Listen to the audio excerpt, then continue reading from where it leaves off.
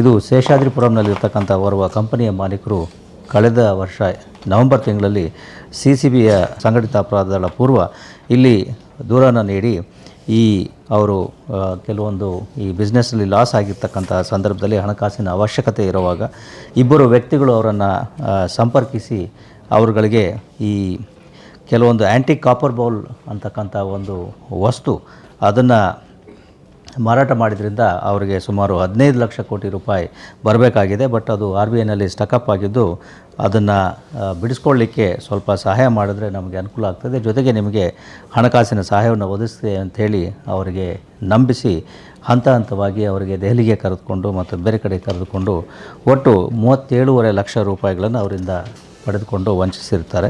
ಈ ಬಗ್ಗೆ ಪ್ರಕರಣವನ್ನು ದಾಖಲಿಸಿಕೊಂಡ CCB ಪೊಲೀಸರು 6ನೇ ತಾರೀಕು ಡಿಸೆಂಬರ್ನಂದು ಓರ್ವ ವ್ಯಕ್ತಿಯನ್ನು ಬಸವೇಶ್ವರ ನಗರದಲ್ಲಿ, ನಂತರ ಹುಬ್ಬಳ್ಳಿಯಿಂದ, ನಂತರ ಬೆಂಗಳೂರಿನಲ್ಲಿಯೇ 3 ವ್ಯಕ್ತಿಗಳನ್ನು, ಹೀಗೆ ಒಟ್ಟು 5 ವ್ಯಕ್ತಿಗಳನ್ನು ಬಂಧಿಸುವಲ್ಲಿ ಯಶಸ್ವಿಯಾಗಿದ್ದಾರೆ.